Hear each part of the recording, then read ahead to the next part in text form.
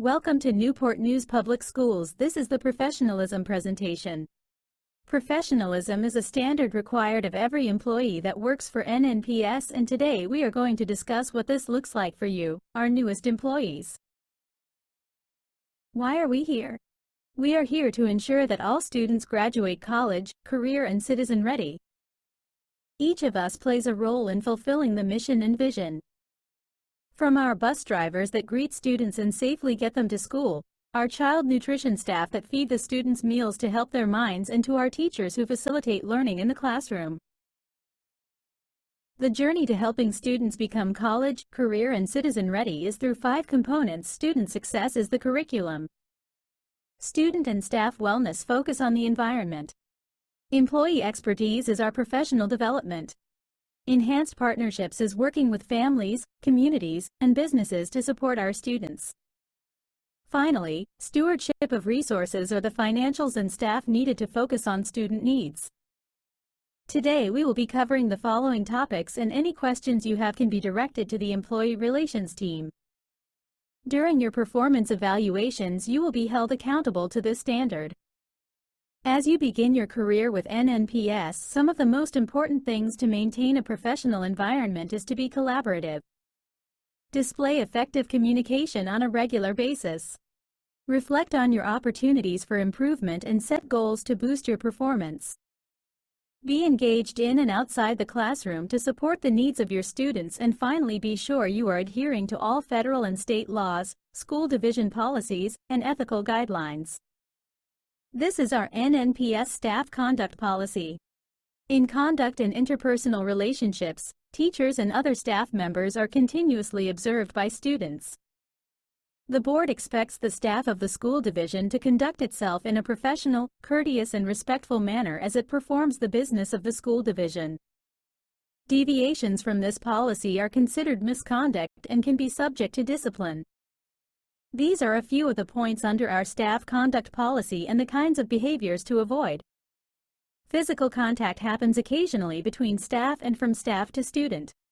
Handshakes or pats on the back may be appropriate. However, the best policy is to keep physical contact to a minimum.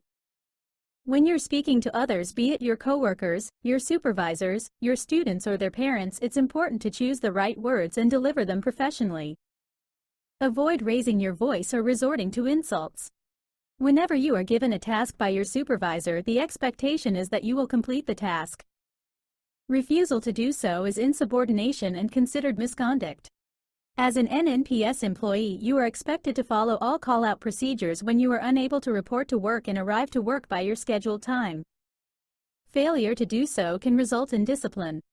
For more in-depth information, please reference our attendance policy, GBEBB. NNPS has an informal procedure for resolving employee work-related concerns, and the goal is to resolve conflict at the lowest possible level.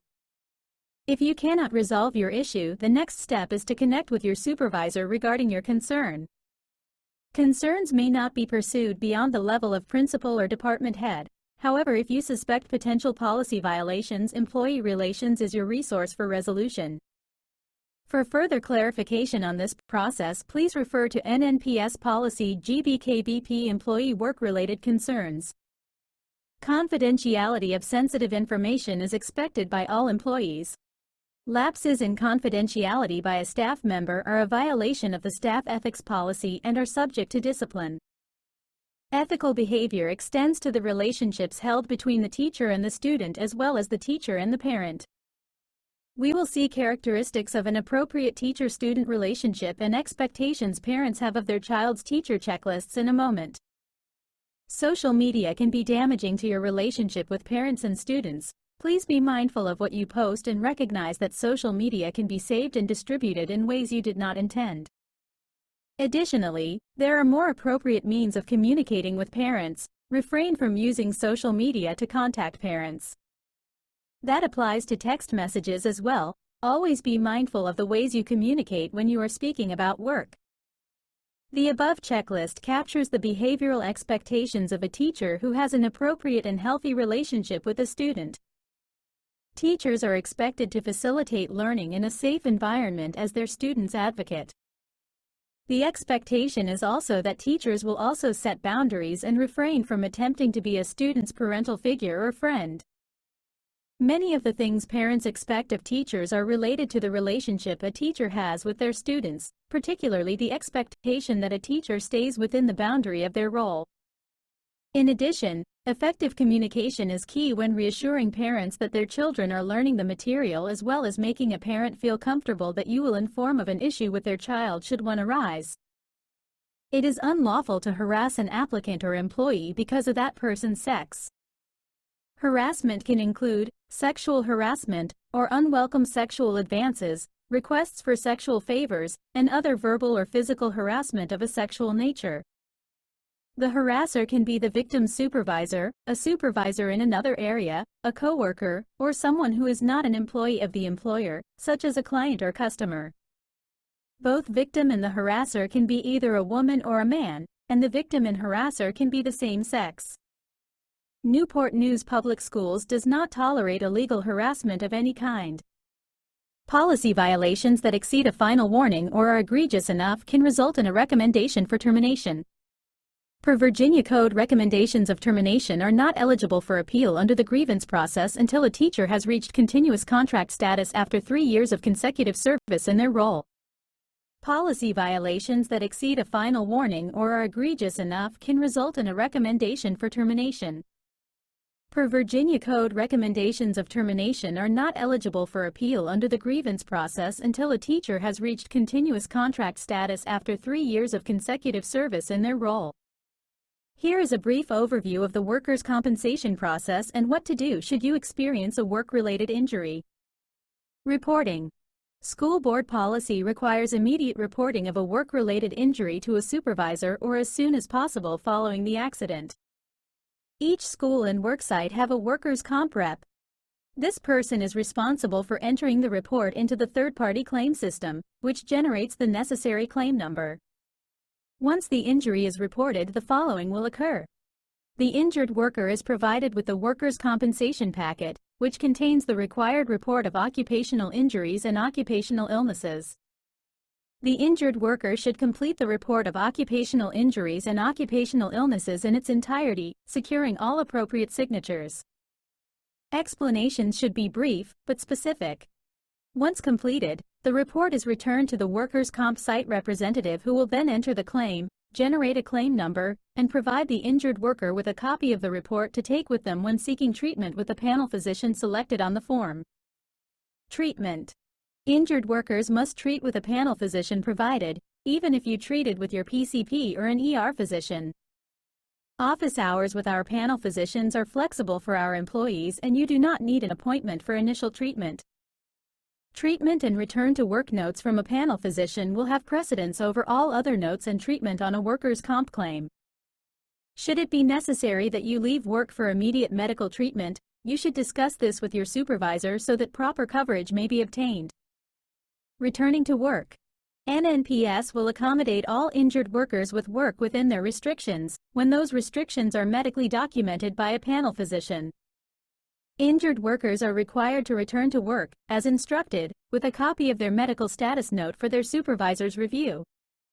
Your supervisor will discuss with you any temporary modifications that may be necessary to accommodate your restrictions until you are returned to full duty. Use of sick leave in connection to FMLA. It is the practice of NNPS that employees use their accrued sick leave for all medical appointments when being treated under workers' compensation. Should you not have any accrued sick leave, this time will be leave without pay. You are encouraged to take advantage of appointment times outside of your regular work schedule. As stated in the workers' compensation packet, NNPS runs FMLA concurrently. The state of Virginia allows employers to do this, and it is not exclusive to NNPS. As previously mentioned, FMLA provides job protection. When an employee becomes incapacitated due to a work-related injury, HR will apply what we call FMLA count. We do not deduct from your accrued sick days, but we do take away from the allotted FMLA days the employee is eligible for, beginning with the first day of incapacity. FMLA policy applies with regards to the injury worker exhausting FMLA. That is, the employee is placed on a medical leave of absence and will be required to present medical documentation to return and must reapply for a position with NNPS. Workers' comp benefits are not affected. Injured worker will retain any workers' comp benefit to which they are entitled. This is just a brief overview of what to do should you experience a work-related injury. You may review the entire workers' compensation packet online by visiting the HR Forms website or by clicking the link provided in this presentation. As you prepare your classrooms, remember safety is everyone's responsibility. Sitting or standing on children's furniture, as well as the use of chairs, desks, buckets, countertops, shelves, etc. to reach high places is strictly prohibited. Thank you for listening to the professionalism presentation. If you have any questions, please reach out to the employee relations team listed here. We are thrilled you are here. Welcome to Newport News Public Schools.